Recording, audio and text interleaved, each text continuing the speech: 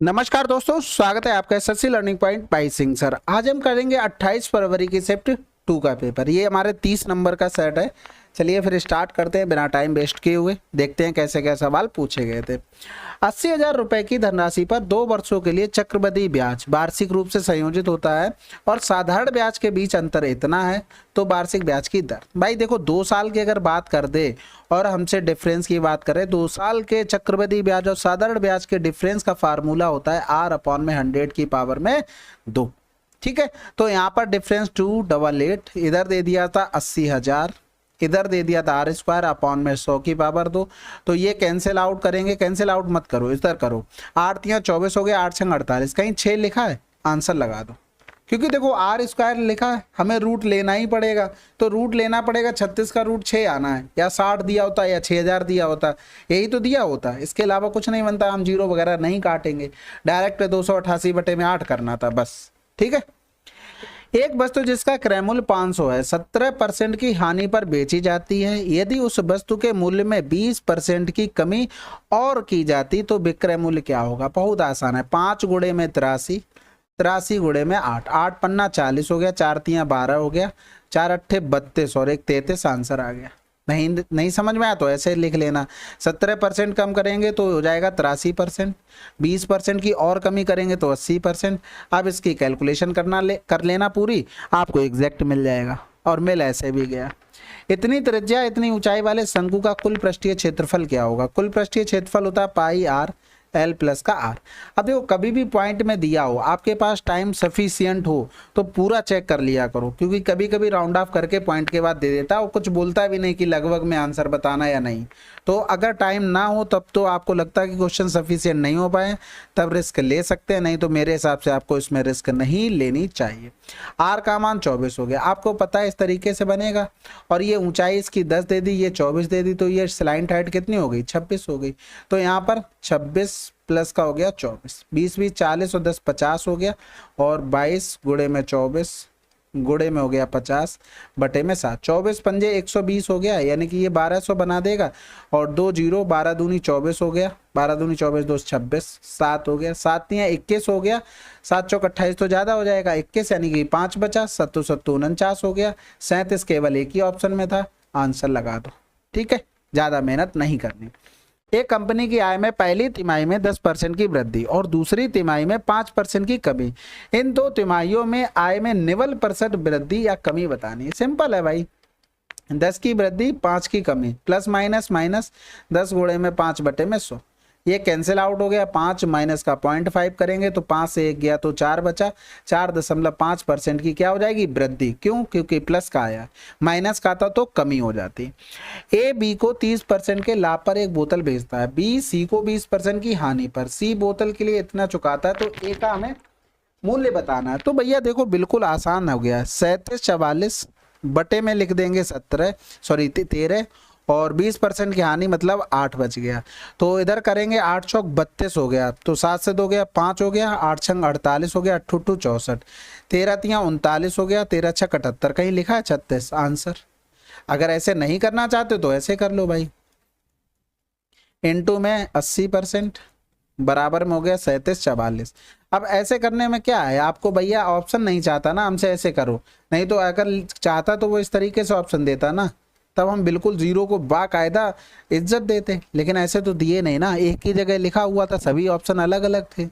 2 संख्याएं इतने अनुपात में है, उनका योग इतना है, दोनों संख्याओं के वर्गों का योग क्या होगा? भाई वर्गों का देखो, अगर हम यहाँ पे देखें योग, यानी कि ये 11x बराबर में 22 हो गया। अब x यहाँ पर समझाने के लिए मान लिया, नहीं तो आपके दिमाग में चलना चाहिए 36 प्लस का 25 और 36 25 6 5 11 3 2 5 और 1 6, x² का हमें मान निकालना। अब 61 का मल्टीपल देख लो, 4 एकम 4, 4 छंग 24 मिल गया, 6 एकम 6 नहीं होता भाई, दूसरा वाला ऑप्शन नहीं आ सकता, ये नहीं आ सकता। 96 करेंगे तो 6 एकम नहीं आ सकता किसी भी तरीके से, आंसर आपको ऐसे ही कर देना।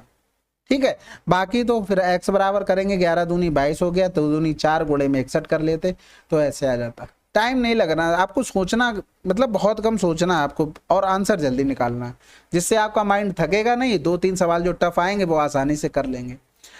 कह रहा था इतने इतने की 3 क्रमिक छूट पर बेची जाती है, अंकित मूल्य इतना है, तो इसका निवल विक्रय मूल्य क्या होगा? भाई 2 और छूट देने के बाद ये हो गया हमारे पास 9 और 2 की 8 हो गया, 3 की या 7 हो गया, बस 7 दूनी 14 हो गया, 14 8 112 गुणे में 9 कर देंगे, 9 दूनी 18, एक ही ऑप्शन में मिल रहा 8, खत्म कर दो। और 11 9 99 और 99 100, देखो खत्म हो गया। नहीं तो फिर करते रहो, 20,000 गुणे में 10% मतलब 90% हो गया, फिर 20% की छूट तो 80% हो गया, फिर 30% छूट, फिर 70% हो गया। लेकिन हमें ये सब करके दिखाना कितना, नंबर तो हमको 2 ही मिल रहे हैं, ठीक है। 4 अगर 4 दे दे, डबल दे दे तब तो ठीक है। अब ये भी ऑप्शन बिल्कुल आसान है, देखो a प्लस बी का मतलब क्या हो गया, 3 2 5 हो गया, तो ये ऑप्शन हटा दो, ये ऑप्शन हटा दो। अब हमें ये वाला चेक नहीं करना है, नहीं तो टाइम वेस्ट हो जाएगा, हमको c प्लस a चेक करना है, यानी कि 5 प्लस का 2 हो रहा है, यानी कि 7 हो रहा है, तो भैया 8 हो नहीं सकता, आंसर लगा दो। टाइम देखो, यही सवाल आसान है ना, इसी में आपको टाइम बचाना है, तभी आप अच्छे सवाल कर पाओगे। मुझे पता है कि टफ सवाल में टाइम लगाना ही पड़ता है, चाहे कितना भी खलीफा क्यों ना हो, क्योंकि भैया घर पे बैठ के सब ट्रिक बना लेंगे, आप खुद ही बना लेंगे, आप इतना समझदार हैं। लेकिन पेपर में इतना सोच पाना एकदम से ट्रिक बनाने में, भैया टाइम का प्रेशर कितना होता है, नहीं पॉसिबल होता। यहाँ घर पे बैठ के भी कोई भी बकैती काट सकता है। एक व्यक्ति साधारण ब्याज की एक निश्चित दर पर 5 वर्षों के लिए कुछ धनराशि ऋण पर लेता है।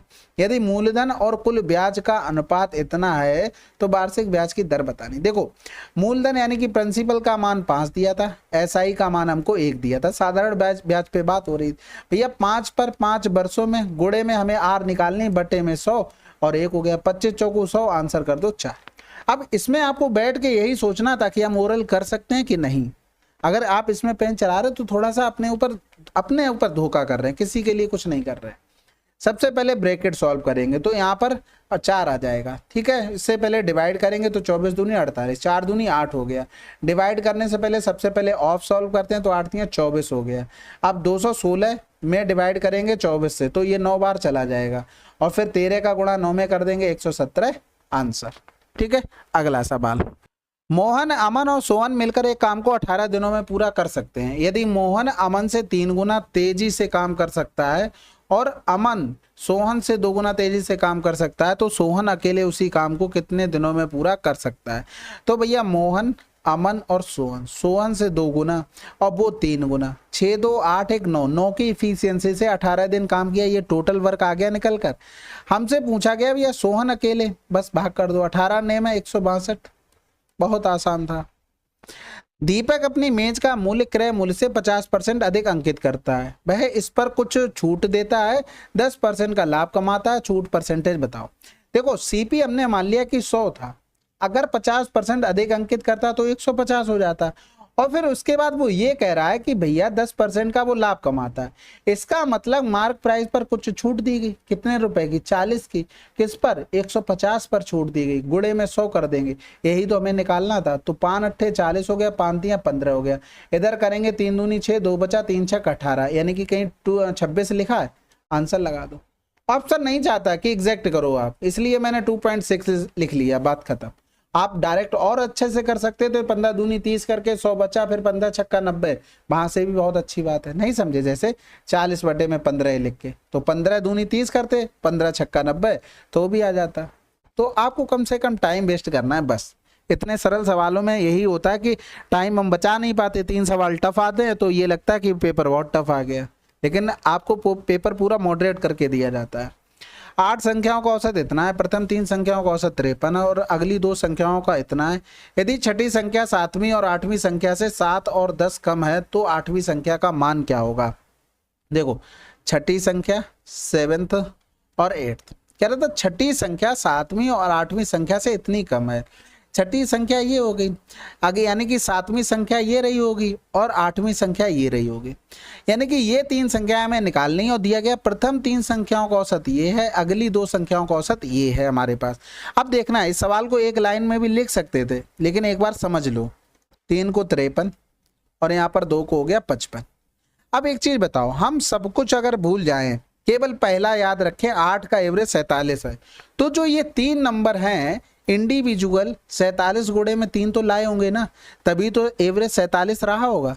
अब जो कम ज्यादा हो रहा है उनसे हम मैनेज कर लेते हैं। ये भाई साहब 6 ज्यादा ले आए, एक लोगों में। भाई 47 से 6 ज्यादा हुआ, एवरेज की बात हो रही है, एवरेज का मतलब प्रति 3 लोगों में इतना ज्यादा ले आए, यानी कि ये ज्यादा ले आए तो एवरेज मेंटेन करने के लिए जो ये 3 लोग हैं इनको यही तो कम लाना पड़ेगा, क्योंकि ये ऑलरेडी भैया ज्यादा ला चुके हैं, कह रहे थे हम सहनसा हम अपना ज्यादा लाएंगे, लेकिन ये इनसे बड़े भी सहनसा निकले, ये 8 ज्यादा ले आए एक लोगों में, 2 लोगों में ये 16 ज्यादा ले आए, यानी कि ये भी इनको कम लाना पड़ेगा। अगर कम नहीं लाएंगे तो 8 लोगों का एवरेज 47 नहीं बन पाएगा, ये चीज आप समझ गए होंगे।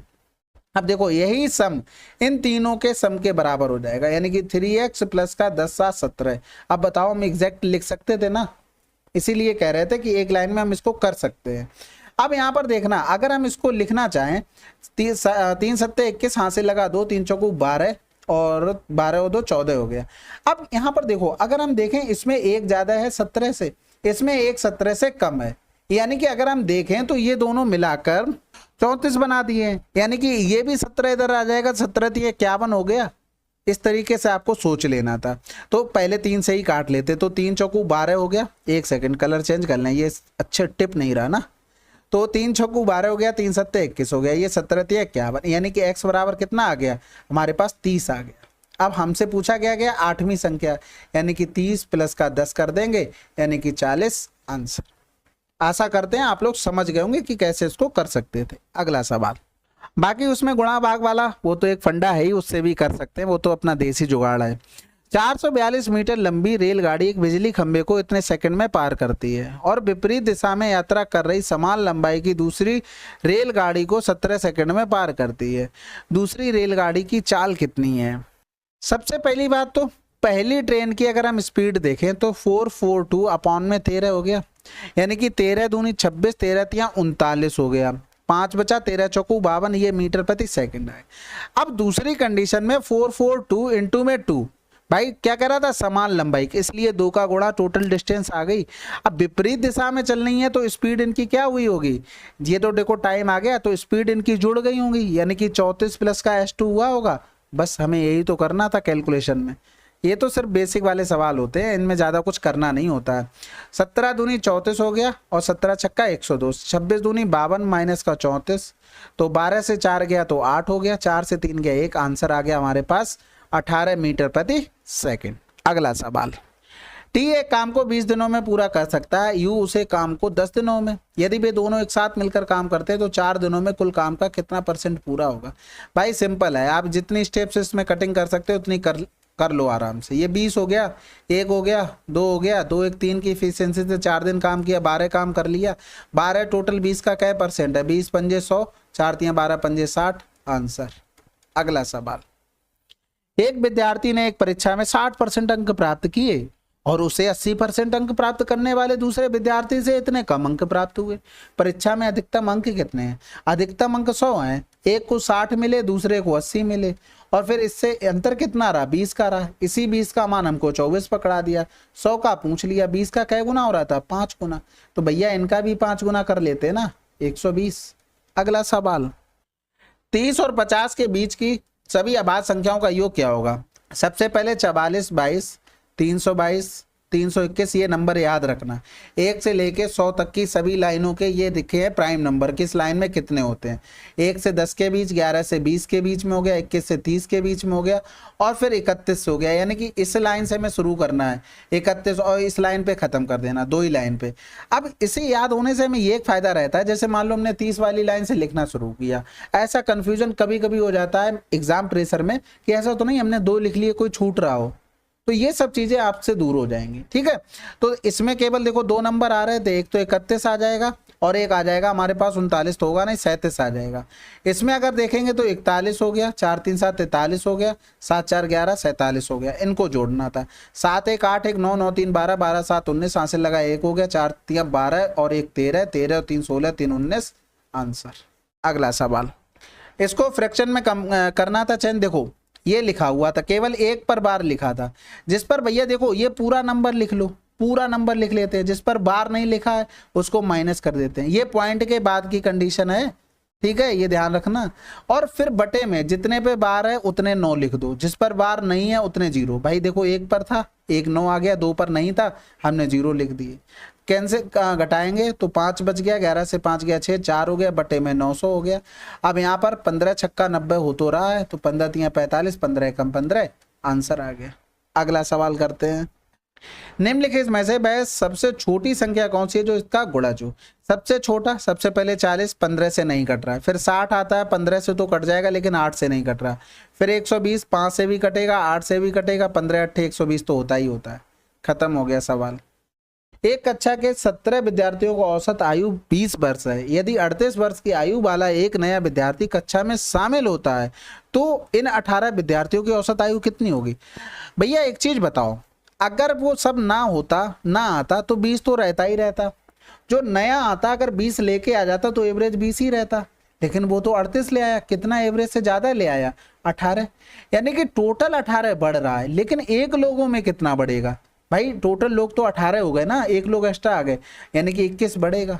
कम लेके आता तो माइनस करना पड़ता बस। अगला सवाल। अब अगला क्या, चलिए 28 की शिफ्ट 2 भी हमारी समाप्त होगी। ठीक है, बहुत कम टाइम में आप लोग कर रहे होंगे, कमेंट बहुत कम करते हैं, जो भी देखते हो या 10 15 50 लोग देखते हो, कमेंट कर दिया करो कि आप लोगों को चीज़ें समझ में आ रही हैं और कुछ सीखने को मिल रहा है कि नहीं मिल रहा है, और फिर कोई सजेशन हो या क्या इंप्रूवमेंट करने की जरूरत है वो भी बता दिया करो। चलो फिर मिलते हैं अगले वीडियो में, तब तक के लिए जय हिंद जय भारत।